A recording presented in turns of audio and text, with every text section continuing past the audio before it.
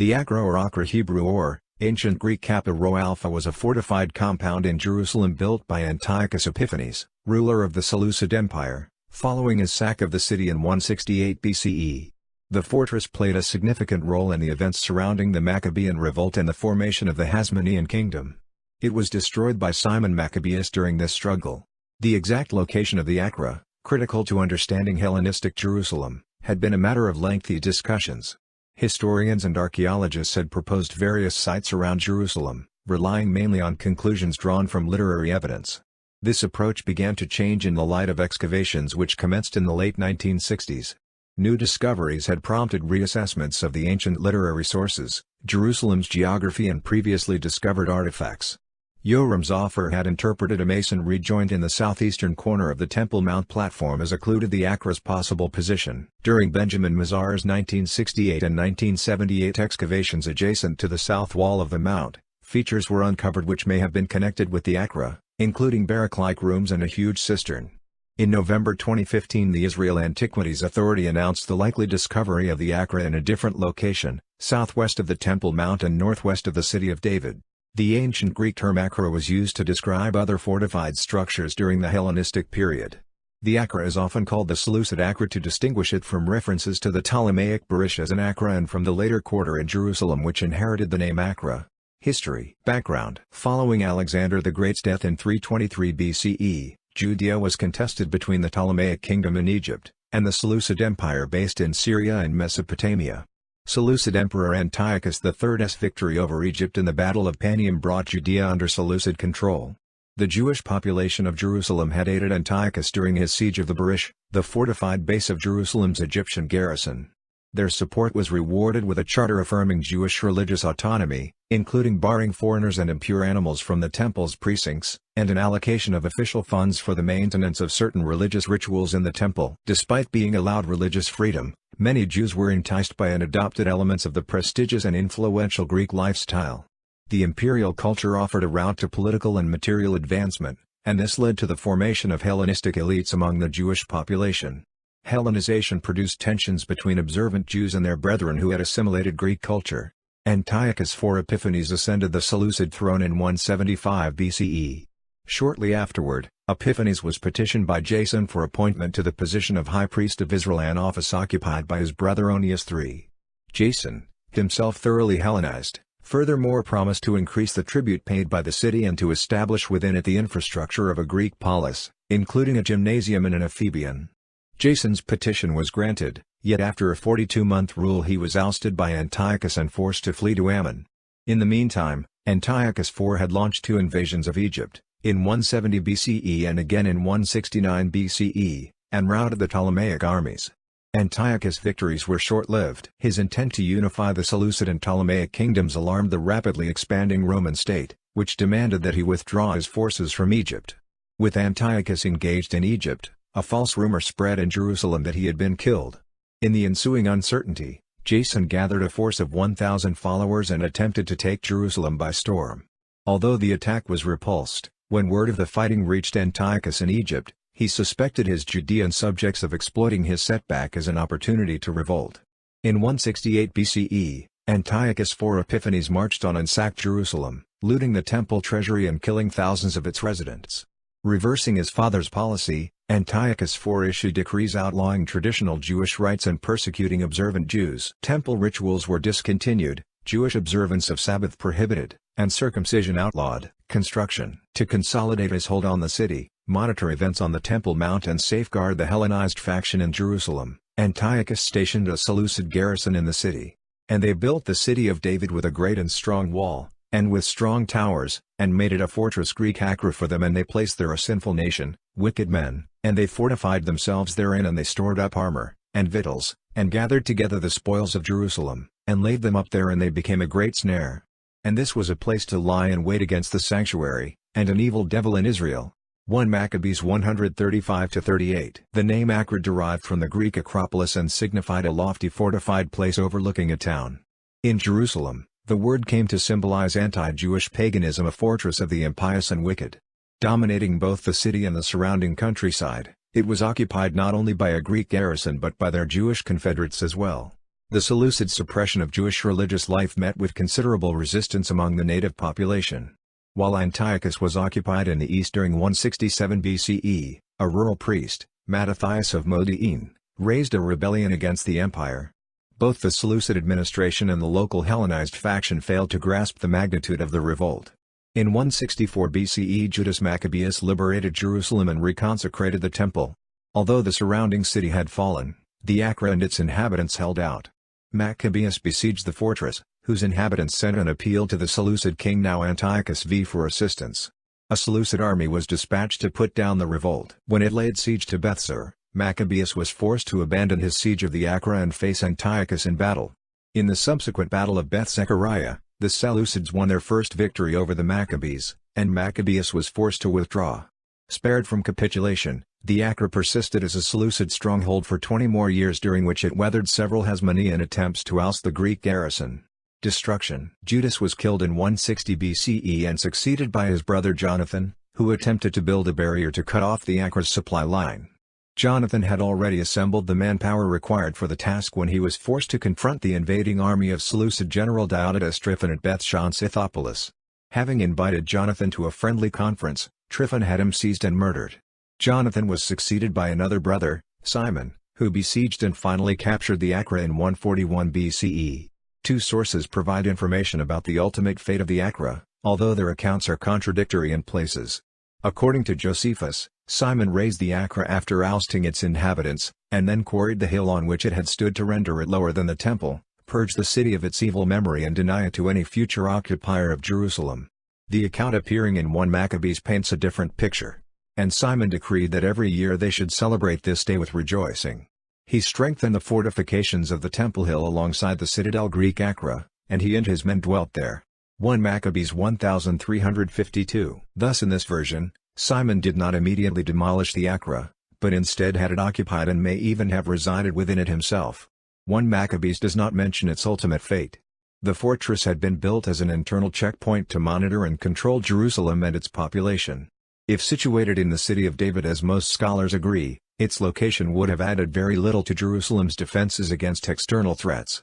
It may have fallen out of use and been dismantled around the end of the 2nd century BCE following the construction of the Hasmonean Barishan Hasmonean Palace in Jerusalem's upper city. Bezalel Bar Kochvahi offers a different theory. The Acra was still standing in 139 BCE when Antiochus VII Sides demanded it back from Simon, along with Jaffa and Gezer, two Hellenized cities Simon had captured. Simon was willing to discuss the two cities but made no mention of the Acra. It was at this point that he must have sealed its fate, as a way to deny the Seleucids any future claim or hold on Jerusalem. Thus, when Antiochus VII subdued the city during Hyrcanus's reign, each and every one of his demands were met except the one demanding the stationing of a Seleucid garrison in the city. Hyrcanus may have been able to reject, and Antiochus to drop, this demand because there was nowhere to billet the garrison, as the Acra would no longer have been standing. This explanation places the raising of the Acra somewhere in the 130s BCE. Location. The location of the Acra is important for understanding how events unfolded in Jerusalem during the struggle between Maccabean and Seleucid forces. This has been the subject of debate among modern scholars. The most detailed ancient description of the nature and location of the Acra is found in Josephus' Antiquities of the Jews, where it is described as residing in the lower city, upon a hill overlooking the temple enclosure. And when he had overthrown the city walls, he built a citadel Greek Acra in the lower part of the city, for the place was high, and overlooked the temple, on which account he fortified it with high walls and towers, and put into it a garrison of Macedonians. However, in that citadel dwelt the impious and wicked part of the multitude, from whom it proved that the citizens suffered many and sore calamities. Flavius Josephus, Antiquities of the Jews 12,252-253. The location of the lower part of the city, elsewhere referred to as the Lower City, at the time of Josephus' 1st century CE is accepted to be Jerusalem's southeastern hill, the original urban center traditionally known as the City of David. Lying to the south of the Temple Mount, however, the area exposed today is significantly lower than the mount itself. The top of the mount is approximately 30 meters 98 feet above the ground level at the southern retaining wall of the later Herodian era expansion of the temple enclosure. The elevation decreases to the south of this point. Josephus, a native of Jerusalem, would have been well aware of this discrepancy, yet is nevertheless able to explain it away by describing how Simon had raised both the Acra and the hill on which it had stood. Archaeological research south of the Temple Mount, however, has failed to locate any evidence for such large-scale quarrying. On the contrary, excavations in the region have uncovered substantial evidence of habitation from the beginning of the first millennium BCE down to Roman times, casting doubt on the suggestion that during Hellenistic times the area was significantly higher than it was at the time of Josephus or that a large hill had been cleared away.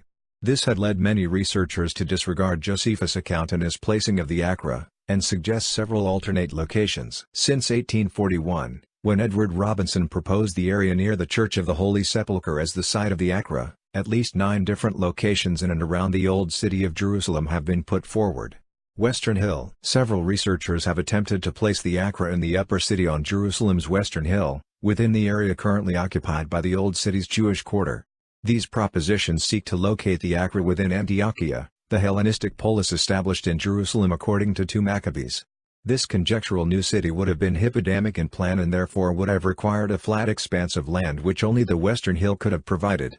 Furthermore, the eastern edge of the hill is adjacent to the Temple Mount and higher in altitude, 2 characteristics attributed to the Seleucid citadel. Opponents of this proposed location point out that there is very little archaeological or historical evidence supporting the establishment of a Hellenistic polis within Jerusalem, let alone sited on the Western Hill, which appears to have been only sparsely populated during the Hellenistic period. Excavations in today's Jewish quarter display evidence of habitation from the First Temple period, as well as renewed Hasmonean and Herodian settlement, but scant evidence of Hellenistic occupation.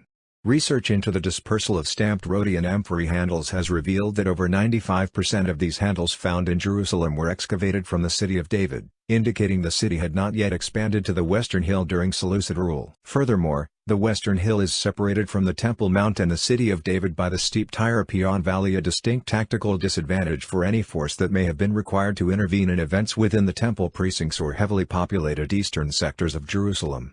North of the temple, the Acra was not the first Hellenistic stronghold in Jerusalem. Sources indicate that an earlier citadel, the Ptolemaic Barish, had also occupied a location overlooking the temple's precincts. Although the exact location of the Barish is still debated, it is generally accepted to have stood north of the Temple Mount on the site later occupied by the Antonia fortress. The Barish fell to Antiochus III at the turn of the 2nd century BCE and is absent from all accounts of the Maccabean revolt. Despite the narratives which have the Acra constructed within a very short time span, it was nevertheless formidable enough to weather long periods of siege. These factors, coupled with references in which the Barish was itself called an Acra, have led some to suggest that the Barish and the Acra were in fact the same structure. Although both 1 Maccabees and Josephus seem to describe the Acra as a new construction, this may not have been the case. Antiquities of the Jews 12,253 may be translated to give the sense that the impious or wicked had remained rather than dwelt in the citadel, which could be taken to mean that the Acra had been standing before the revolt and that only the Macedonian garrison was new. Condecester proposes that Josephus wrote of a citadel in the lower part of the city to an audience that would have been familiar with the Jerusalem of the 1st century CE, a city that did feature 2 citadels, the Antonia fortress and the Herodian palace. As Josephus' Roman Jerusalem had already expanded to the higher Western Hill, a citadel in the lower city could have referred to anything located east of the Tyre-Pion Valley, including the Antonia, which stood north of the temple and did indeed rise above and dominate it. In his view, this is the place Josephus must have had in mind when he wrote of the Acra. Opponents of a northern location counter that this site is not supported by the historical sources, and that this would place the Acra away from Jerusalem's population center. Unlike its predecessor and successor citadels, it was not meant as a defense against external threat, but rather to oversee the inhabited Jewish parts of the city, a role incompatible with a proposed northern location. A fortified compound in the city of David. The available sources do indicate the Acra stood south of the temple, and because 1 Maccabees is a contemporaneous account of the Maccabean revolt, its account of the Acra 135-38 is considered the most reliable. Josephus provides an unlikely account of the raising of a hill on which the Acra had stood, yet his description of the end of the Great Revolt 70 CE provides additional evidence for it being located south of the Temple Mount. But on the next day they set fire to the repository of the archives, to Acra, to the council house, and to the place called Ophlas, at which time the fire proceeded as far as the palace of Queen Helena, which was in the middle of Acra. Flavius Josephus, The Wars of the Jews 6354. As the other buildings mentioned in the account all stood to the south in the lower city, this also places the Acra there. This account attests to the persistence of the name Acra in this part of Jerusalem many years after Hellenistic rule ended and its citadels had been overthrown, and it can also be seen as referring not to a distinct building but rather to an entire region of the city. Indeed, several clauses in 1 Maccabees may be read as making a similar point. About 500 men of the army of Nicanor fell, and the rest fled into the city of David. 1 Maccabees 732. And in his days things prospered in his hands, so that the Gentiles were put out of the country, as were also the men in the city of David in Jerusalem, who had built themselves a citadel Greek Acra from which they used to sally forth and defile the environs of the sanctuary and do great damage to its purity. 1 Maccabees 1436. These suggest that, after the sacking of Jerusalem by Antiochus IV in 168 BCE, at least part of the city of David to the south of the Temple Mount was rebuilt as a fortified Hellenistic quarter of Jerusalem. More than a citadel, it was a Macedonian colony where Jewish renegades and supporters of the new regime lived. This is also supported by archaeological evidence, including Rhodian amphory handles and 18 box graves found on the eastern slope of the city of David. The latter are dated to the early 2nd century CE, and are uncharacteristic of Second Temple era Jewish burial practices, yet similar to other known Hellenistic graveyards such as the one in Acre Ptolemais. A citadel nevertheless. Even if the name Acra were applied to an entire Hellenistic quarter rather than to just a fortress, it is likely that a citadel would have stood within that compound to billet the Macedonian garrison which occupied it. It was normal for a Hellenistic city to have a fortified stronghold at or near the highest point of its walled area. Thus, whether a part of a larger enclave or independent of its surroundings, a citadel probably did stand at the northern tip of the city of David just south of the Temple Mount. Archaeologists have tried to use finds from excavations conducted in the area to pinpoint this citadel's precise location. Yoram Zafar has attempted to place the Acra underneath the southeastern corner of the Temple Mount enclosure. Zafar points to a straight vertical seam in the enclosure's eastern masonry wall as evidence of different periods of construction. North of the seam is an early section of the wall built of large ashlar blocks. These blocks have faces with drafted margins around a prominent boss and are laid in homogeneous header and stretcher courses, one above the other. This style of construction is Hellenistic and distinct from the Herodian construction apparent south of the seam. Although the exact dating of this construction is uncertain, Zafar believes it is a remnant of the Acra's foundations which were later incorporated into Herod the Great's extension of the temple platform. As further proof, Zafar also points to significant similarity between construction methods evident north of the seam, including the use of trapezoid-shaped stones, with the methods employed in the Seleucid city of Perga in Asia Minor. 1 Maccabees 130 attributes construction of the Acra to Apollonius, Antiochus III's chief collector Hebrew, Sar Hamasim, which appears to be an ancient mistranslation or his original title as chief Hebrew, Sar of the Missions, a people of Asia Minor. Meir ben Dov believed that the Acra stood just south of the Hulda gates of the southern wall of the Herodian Temple Mount platform. Benjamin Mazar's excavations of the Ophel, the area adjoining the southern portion of the platform, have unearthed the foundations of a massive structure and a large cistern, both possibly dating to the Hellenistic period. These have been tentatively identified as remnants of the Acra, with the structure, featuring rows of small interconnected rooms, believed to be the remains of a barracks. These had been demolished and built over during the Hasmonean period, matching the descriptions in Josephus. The Hasmonean constructions were, in turn, flattened to create a public square fronting the main gates to the temple platform during the Herodian renovations. Several cisterns under the Temple Mount itself have also been proposed as possible remnants of the Seleucid citadel. These include a 700,000 imperial gallons 3,200,000 liters, 840,000 US gal cistern shaped like an E, the northern edge of which is adjacent to the proposed southern line of the Temple Mount precinct before its Herodian expansion. This has been identified as the Ber Hakar or Bor Hakar mentioned in the Mishnah, Arab and Tract 10.14, and commonly translated, perhaps incorrectly, as the Cold Well. Additional evidence for the existence of the Acra may come from the chance discovery, published by Shimon Applebaum He, of a fragmentary Greek inscription in the Old City of Jerusalem. The inscription is a fragment from the top of a sandstone stele and contains what may be an oath taken by soldiers stationed in the Acra, although the reading of the name Acra in the text has been contested. 2015 discovery. In November 2015 the Israel Antiquities Authority announced the probable discovery of the Acra. According to archaeologists Doron Ben-Ami, Yana Chikanovets, and Salome Cohen, excavating the Givati parking lot adjacent to the city of David, they had unearthed a complex of rooms and fortified walls they identified as the Acra. This places it slightly south of previous suggested locations on the Ophel.